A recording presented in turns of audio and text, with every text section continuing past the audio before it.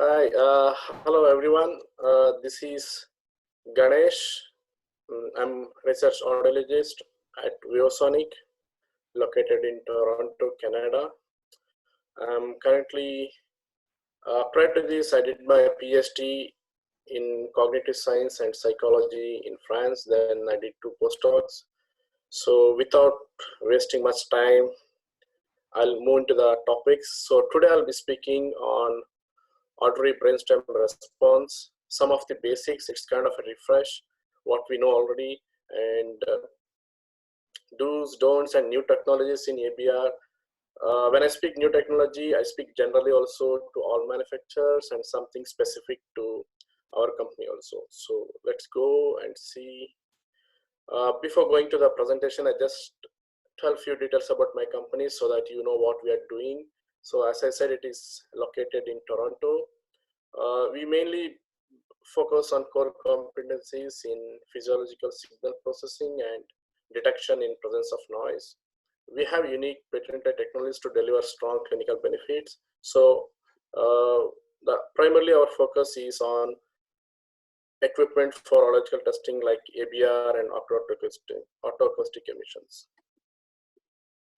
So now we move into the basics of ABR. Initially, I'll present some of the basic stuffs of ABR.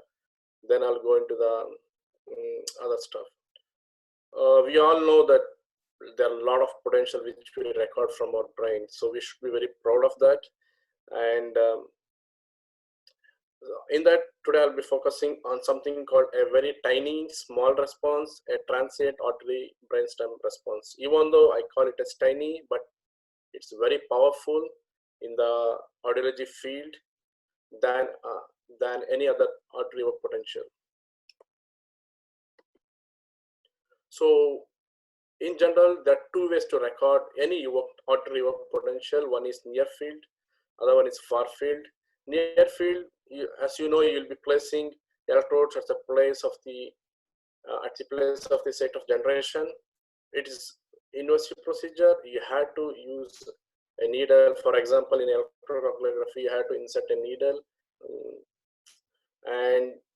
but the advantage is the amplitude will be very nice here. It will be very good, and you can go very close to the threshold. Whereas far field, you had to place some electrodes. It's very far from the generation site, but the advantage is again here it's a non-invasive. So a audiologist can do very easily, whereas the electrocoagulography is an invasive procedure. You need ENT specialist when you do a invasive procedure there. But the disadvantage here is when you do a far field, as name suggests, you will get a less amplitude response, and the responses you record typically will be above the threshold level. So moving on to the auditory brainstem response, very fast response which occurs within the 10 millisecond after the stimulus. It's an onset response. As I said, it's a transient onset response, which reflects action potentials, not the graded postsynaptic potentials. And also it requires very high synchronized activity. So you need to have a very brief stimuli, something called like click or tone burst, so that you elicit a response very quickly. Like within 20 milliseconds, you should see all the ABR responses for both click and tone burst. This is a theoretical one, like the generators of the neural generators for ABR response. Typically, it starts from 8th nerve, then as it goes rostral, there will be more involvement of the neural generators. There not a single neural generator will be there. As I said, the complexity increases as we move rostrally. Like we will have multiple simultaneously active pathways. Peaks may have contribution from multiple process, and process may contribute to multiple peaks also. You will see all these. You have already experienced, like you will see a bifid response. Sometimes you will see 4th and 5th peak together. So all these because there are multiple processes as you go higher and higher. So what are the things you'll be interested when you record ABR? There are three things. One is amplitude, other one is latency, and the other one is these three. These two will be very important when you record ABR. So you will measure and record and quantify all this based on these terms. How much is amplitude? How much is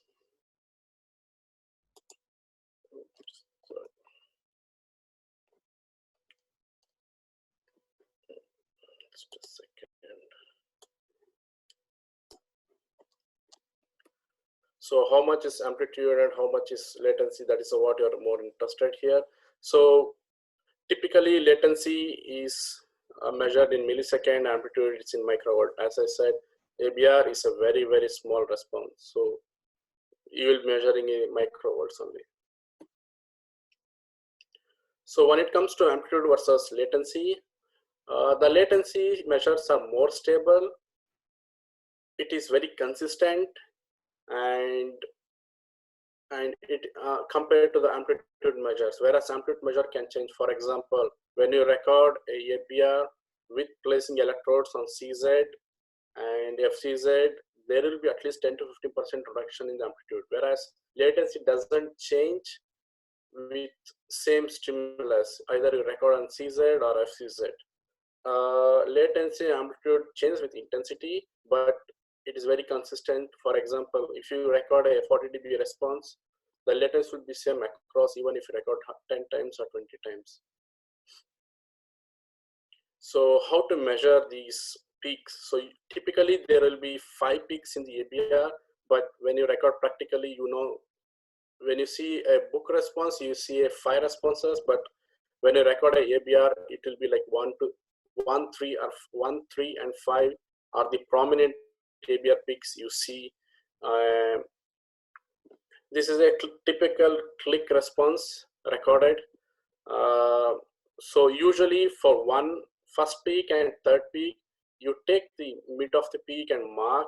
For the fifth peak, usually we take shoulder and mark the response for the amplitude and latency. Moving on to the ABR recording, some of the recording parameters.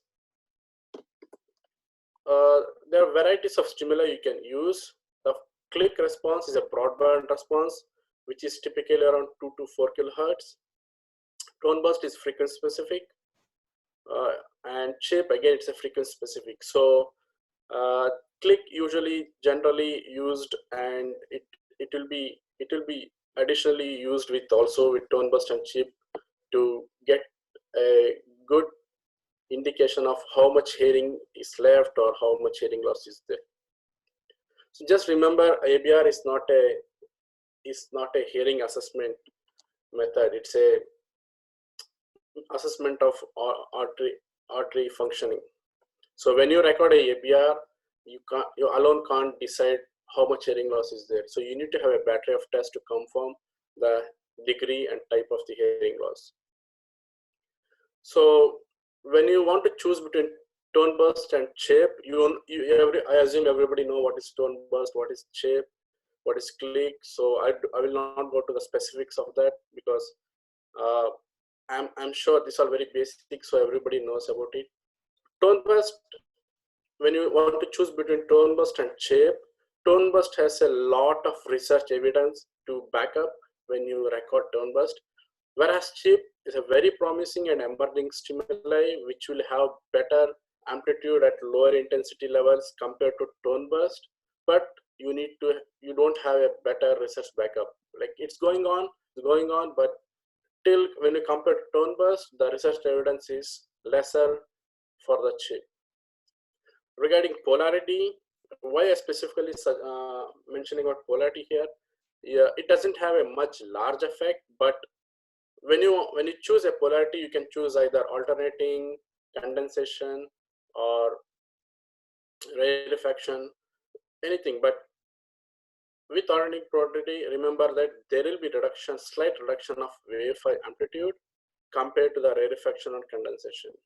And also one more interesting thing, usually this is my personal observation, whenever you record a low frequency tone burst, like low 500 hertz and 100 hertz, 1000 hertz tone burst, you see a round response for alternating polarity, whereas for rarefaction or condensation, you see a large difference in the fifth peak.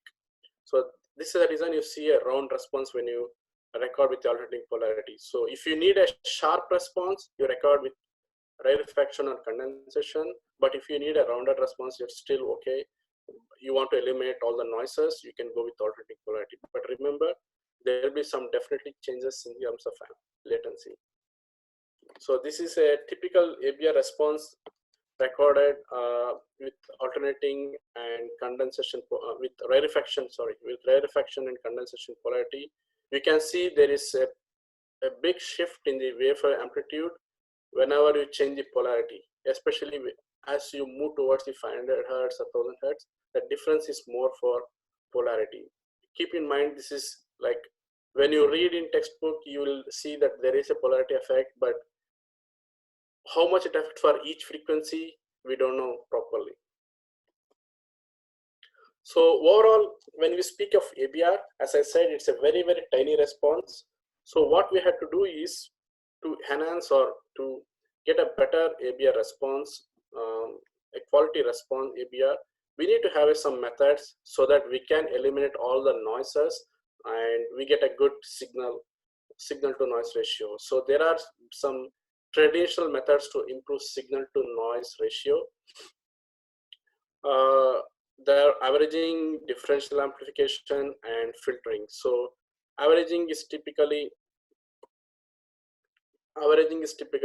you keep on adding the responses whatever you get, so you get a better response. And since it's a transient onset response, the amplitude will keep adding up, but you will be eliminating the noise because they'll be out of phase, one will be in phase, one will be out of phase. So whereas the response will be in the same phase so that you can keep adding up. The other method is filtering. So you will eliminate, you will do will apply a band pass filter of 30 to 1500 hertz and remove the unwanted noise by filtering out. So differential amplification is, again, you will use an inverting and non-inverting electrodes to remove the noise so that you take out all the noises that are present in the signal. But the main question is, after all doing all this, will the traditional methods will improve the SNR? Will that work? Answer is, there is both, like yes and no. You can reduce noise. No, you can't reduce noise because still there is some left, or something cannot be reduced by regular traditional averaging methods. So what we can do? So here I highlight some of the key challenges in ABR testing. Like, it's very low signal amplitude related to other signals, as I said, like EEG, EMG, or ECG. The electromagnetic noise or interference, which is very difficult to test in the, like, there with this interference, especially which is more in NICU or operating room, you will have very tough time in recording the ABR over there.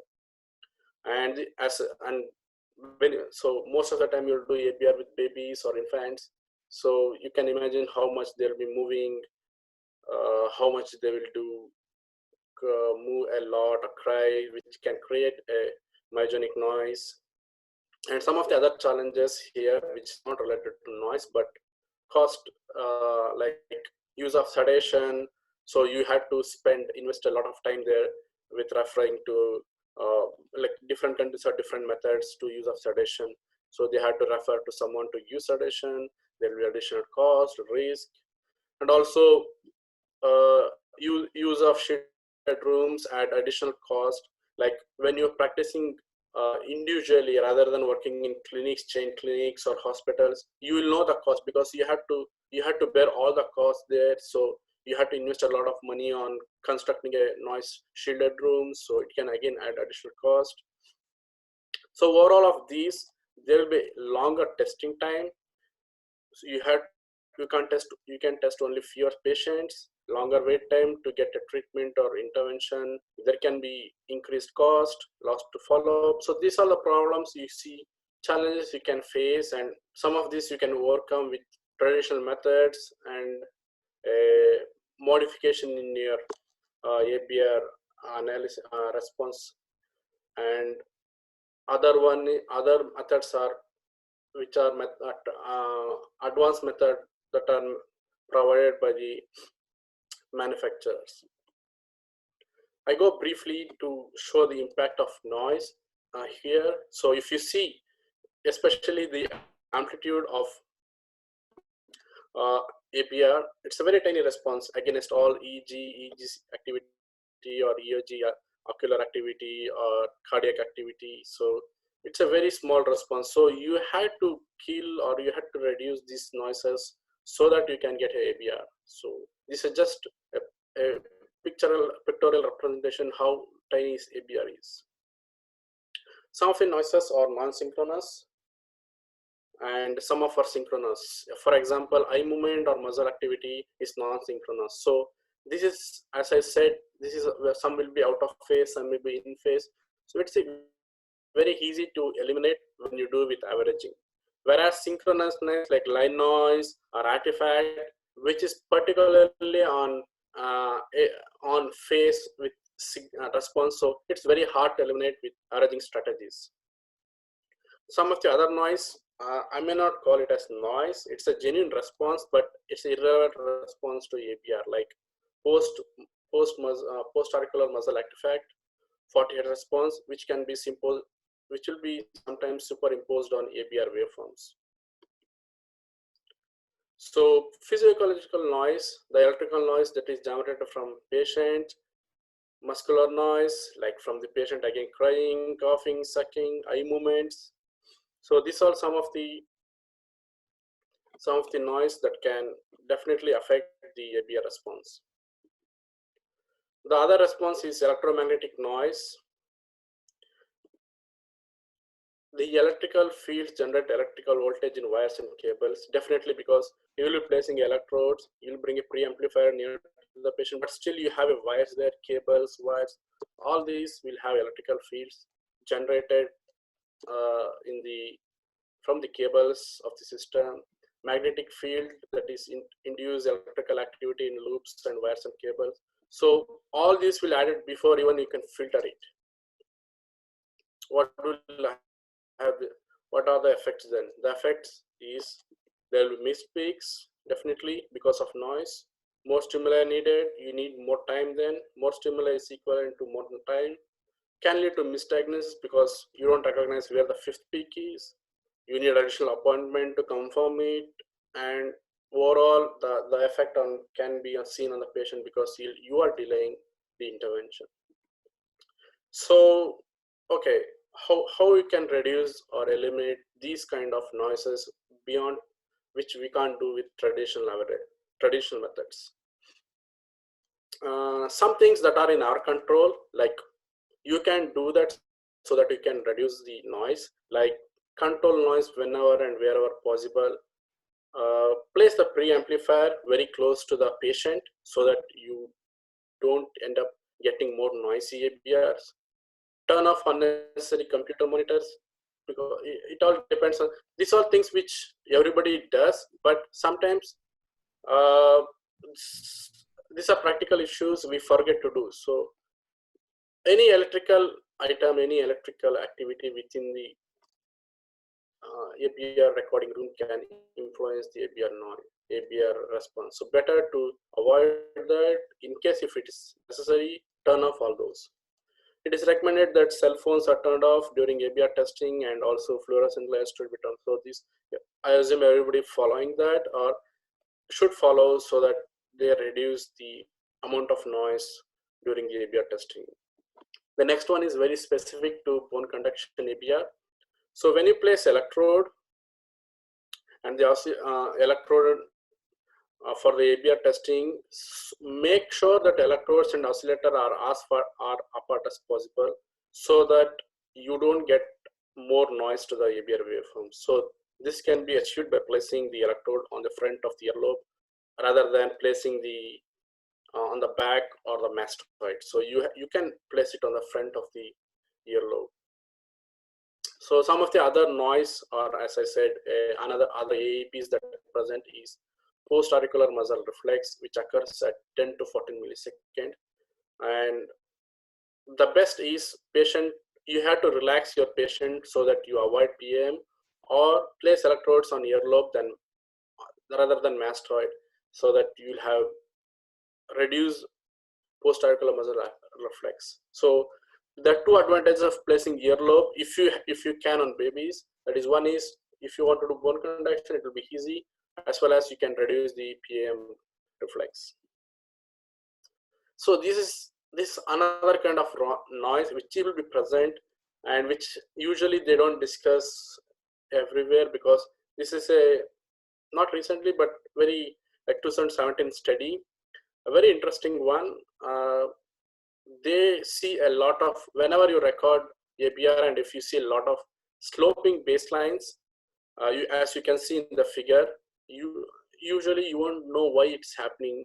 You may play with so many things why it is happening, but the reason is it can be due to your heartbeat. So your heartbeat even can be an artifact, and it can have a sloping ABRs. So this is a nice interesting study. You can go back and read more details about how it is affects, how you can control, but overall how you can reduce this one is change the artifact rejection level so that this will be eliminated and the sloping ABR is reduced, or use a high pass filter from 30 Hz to 50 Hz. Some of the manufacturers have option to have post filtering options, so you can use that to post filtering of the ABR so that you can eliminate these ones. But it's a very interesting, you can go back and read once this ends. So next I'll go something specific to our company and general manufacturers, like recent manufacturers. So the approach to noise reduction when things are go out of our control is some of things you can do is to have a better hardware and software. So when you have better hardware, so that you can eliminate noise. For example, we have something called amplitude or VOAM. So it does pre-filtering for maximum noise reduction. So no gain adjustment needed, or no signal saturation is needed when you record the ABR. Like this is the amplitude. So you have already a pre-filtering there, which will reduce the noise, and you don't have to worry about the preamp noise effect there. The second one is wireless link. So what is very unique here is with Vivosonic is we have something called Vivolink, which is a wireless. So you don't have any wires to connect between system and the Vivolink. It functions on Bluetooth. So when you record ABR responses or any responses from electrodes, it will be sent from these Vivolink to the system. Again, the information will be sent from system to the Vivolink through Bluetooth. So there are no hardwires, there are no cables for the child. So you can take your child, and if the baby is sleeping, or you can make her on your lap or on your shoulders, you can move over the ABR room so that you can calm even though while recording. So this makes very unique. So this is the technology. When you have technology, you can use, like for example, you're recording a ABR, suddenly a baby cries. Instead of framing all cables, you can just take the baby, calm down, and make the baby sleep. Meanwhile, you can record the ABR also. So it will give a lot of freedom from the movement while recording, holding, or stroll even patients during testing. The other method is to use a better averaging method. That is, you have to choose beyond traditional averaging method with artifact rejection. So recently, manufacturers are using averaging something called noise weighted, example Kalman or Bayesian. So it is rather than a hard approach. like fixed artifact rejection level. The idea here is to have a soft approach to allow the software to place more importance on sweeps with a low noise content and less importance on noisier sweeps. So here there will be no hard approach like you set a 20 microvolt artifact rejection level. So any signal or any response above that will be rejected. Whereas with noise weighted average, you give less importance to noisier sweeps, whereas you give more importance to quieter sweeps, but you don't reject anything there. So this will reduces the destructive effect of the noise. And specific to Vivosonic, we use something called SOAP, a patented algorithm, adaptive signal processing based on Kalman weighted averaging. So we have all these in our systems: signal optimized adaptive processing, Kalman weighted averaging, all this advanced method to mainly to work beyond the traditional averaging method and to use noise weighted averaging. In short, SOAP, what we use to give a clean signal in order to improve your confidence on the waveforms. So just to give an illustration of how both regular averaging works and SOAP Kalman works.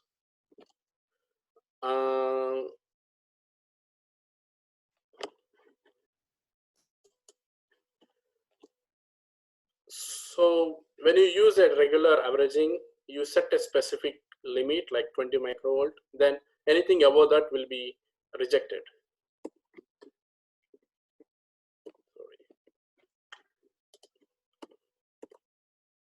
Whereas with SOAP, you give importance based on the noise activity. So something you don't reject. So for example, with averaging, you reject both response as well as noise.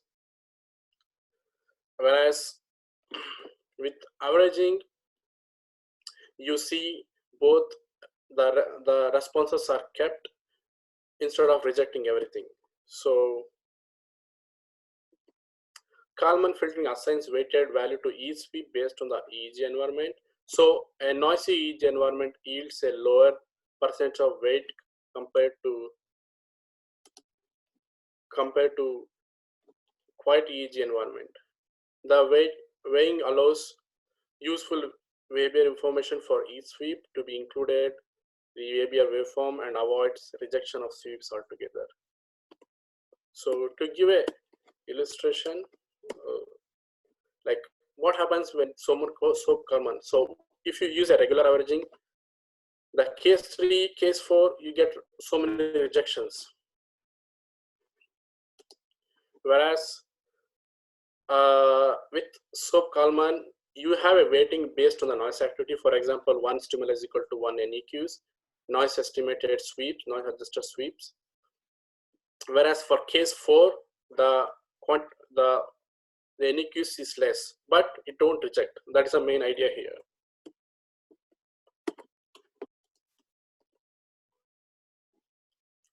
So I just quickly I'll give an illustration how the averaging SOAP Kalman plus works for a noisy data and a quiet data. So I'll go just quickly because I'm running short of time.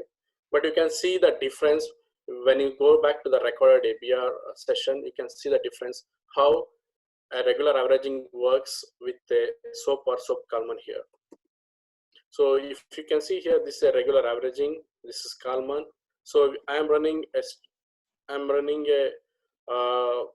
quiet data now. So at time passes, you can see you get a better response, but the response is different for each algorithm here. So compared to rejection or NEQs, you can compare this one. It's almost same for SOAP or SOAP Kalman. But when you go to noisy data, you can see how averaging looks, how Kalman looks. So it has better handling of noise and replicability, as you can see. So which will have the SOAP Kalman Plus will have better replicability here, or better handling of noise than the averaging one. So why this all necessary? Because you have to save the time here. Like if you do a regular averaging, or you end up spending a lot of time here giving more stimuli, adjustment. So it would take more time. That's it. Some of the other ways to save time is use advanced statistic tools that are provided by manufacturer. Like most of the manufacturers provide now A and B buffers that whatever the stimuli you record, they separate into two buffers, which is A and B, and you can compare that A and B there for replicability rather than recording for the second time.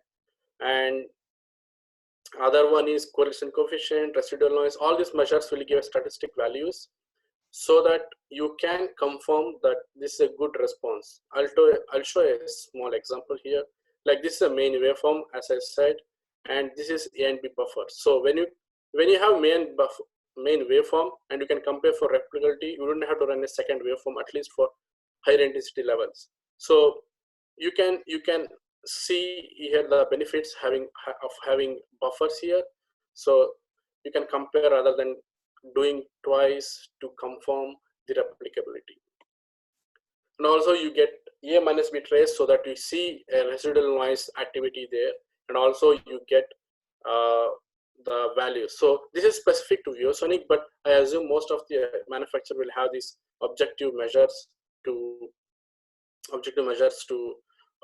quantify the ABR data.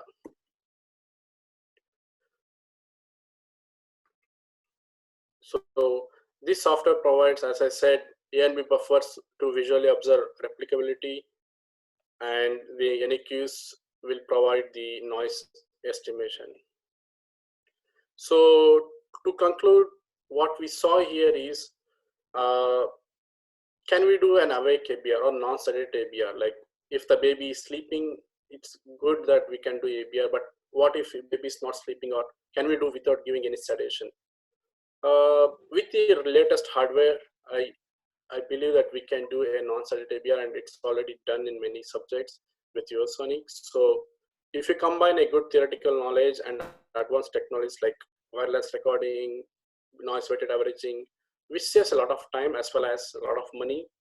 And also you can do a non-sedated ABR through the wireless and advanced techniques. So I believe non-sedated ABR is a reality rather than a myth.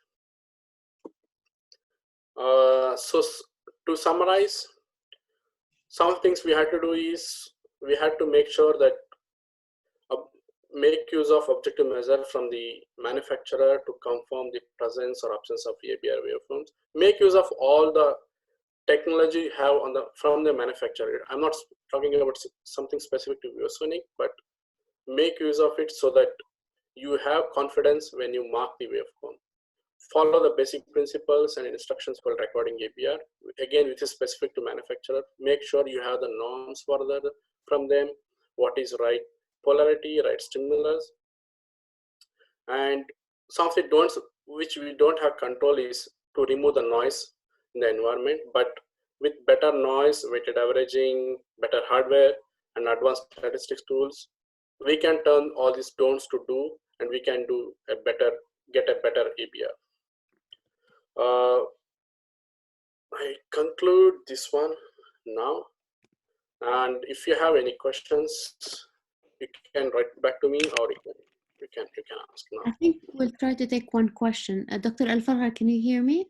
Yeah. Thank you, Dr. Ganesh, for the nice presentation. Thank you so much for giving time. Yeah, just one first question because of the time.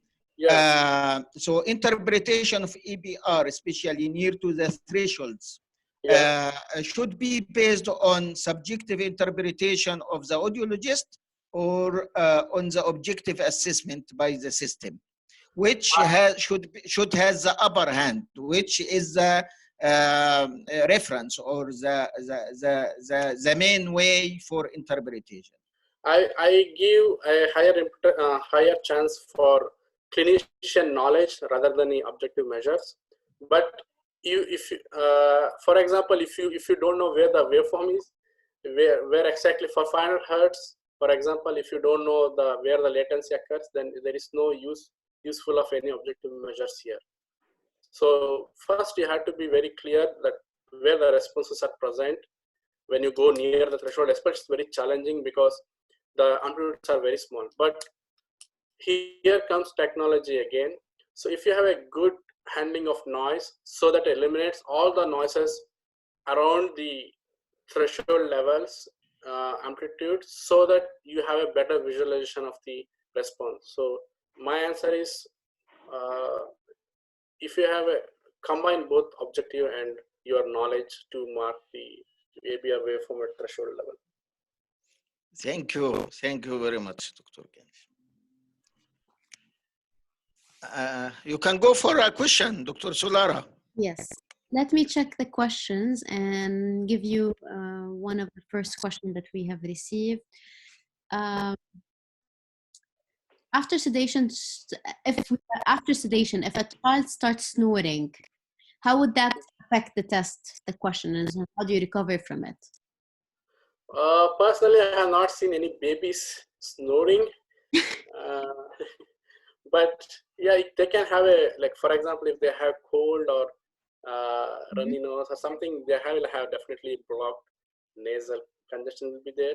So I don't think it will have effect if you have a good noise reduction methods. As I said, that's what, like, when they have nasal congestion, it will have muscle activity. Definitely it can have take more time, or use a better noise handling method so that you will end up spending less time. That's it. Just one more question, Dr. Ganesh, if you don't mind. Regarding the drift of the traces, I see this also is happening with when one of the electrodes is loose, one of the skin electrodes is a little bit loose. Do you have experience or information about this? You mentioned it can happen because of the cardiac artifacts, but also in our experience, we have seen few cases happening if the electrode, adhesive electrode, is not fixed well to the skin. Definitely, especially when you do two-channel ABRs, when one electrode is not fixed properly, it can have effect actually, but I cannot guarantee how much effect will be there, because I have not, I mean, personally, I don't have experience with that. Thank you, doctors. Thank you for everyone for joining us today. And I'm sure people can email you for questions, right? Sure, definitely. Any questions, any clarification, they can ask me. Great. Thank you. Have a nice day, everyone. Thank you again. You too. Thank you. Bye.